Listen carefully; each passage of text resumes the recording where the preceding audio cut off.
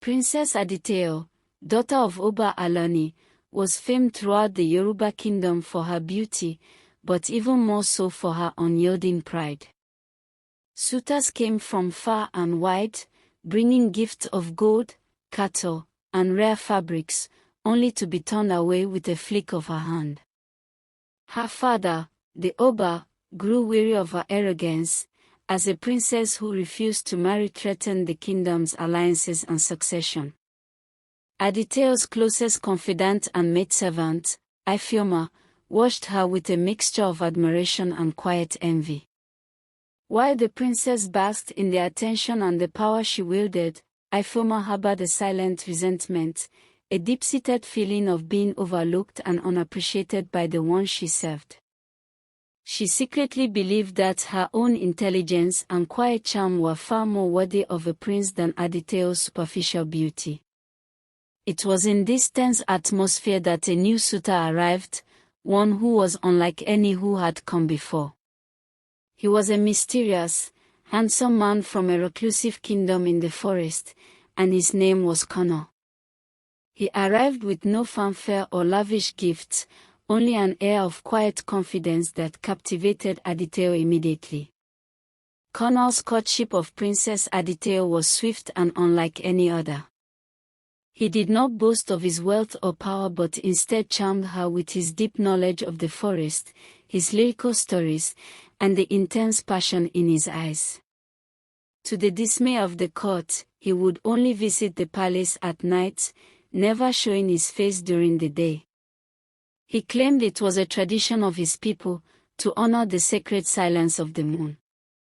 Aditeo, blinded by her infatuation, saw nothing wrong with this strange behavior. She would sneak away to meet him under the cover of darkness, their secret rendezvous becoming the talk of the palace. Ifeoma, ever observant and now consumed by suspicion, took note of Connor's peculiar habits. Her envy festered into a dangerous curiosity. She watched him from afar, noticing how he would appear just as the sun set and vanish before the first light of dawn. The other suitors, humiliated and bitter from their rejections, whispered that Connor was a trickster spirit, a demon in human form. Ifeoma, seeing a chance to expose Aditeo and claim her own moment of glory, decided to find the truth, no matter the cost. One night, consumed by her own jealousy, Ifeoma decided to follow Connor after he left Aditeo's chambers. She crept through the moonlit gardens, her heart pounding with a mix of fear and wicked glee.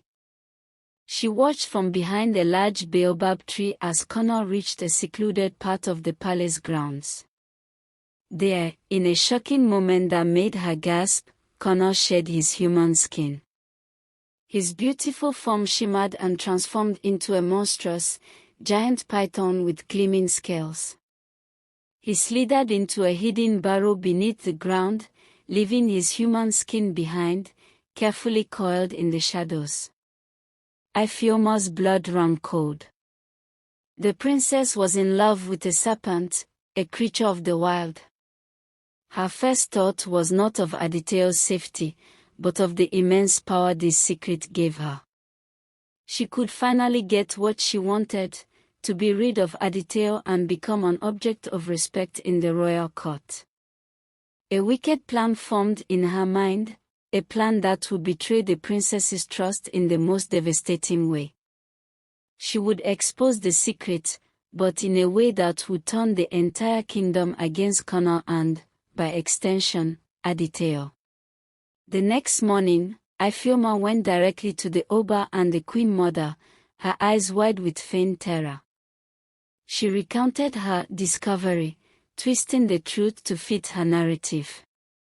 Connor is a powerful sorcerer, she cried. He has used a powerful spell to bind Princess Aditeo to him. He is not a man, but a demon who sheds his skin to bewitch her at night. I saw his true form, a monster with scales. The Oba, shocked and enraged by this perceived attack on his daughter and his family's honor, immediately ordered his guards to prepare a public trap. He declared that Connor was to be cornered at night and killed. The news of the princess's bewitchment spread like wildfire through the palace, reaching the ears of the village. The villagers, already suspicious of Connor's strange habits, believed Ifeoma's tale without question. The scandal was immense: a princess in love with a sorcerer, a royal family betrayed, and a kingdom in danger. Meanwhile, Aditeo, blissfully unaware of the plot against them, was preparing to sneak away for their nightly meeting, her heart full of love for the man she believed she would one day marry. As Connor approached the palace for his nightly rendezvous, the entire royal guard was lying in wait. They sprang from the shadows, surrounding him with spears. The villagers, armed with torches and pitchforks, screamed for his death. Aditeo, hearing the commotion, rushed out of her chambers and was horrified to see Connor trapped, his face full of panic. The Oba, his voice booming with fury, demanded that Connor reveal his true form. Connor had no choice but to shed his human skin. The gasp from the crowd was immense as the man they had seen as a handsome suitor transformed into a giant, glistening serpent. The queen mother fainted, and the Oba raised his spear, ready to strike. But before he could, Princess Aditeo rushed forward, shielding Connor with her own body.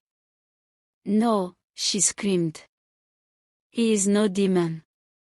He is the man I love. He has harmed no one."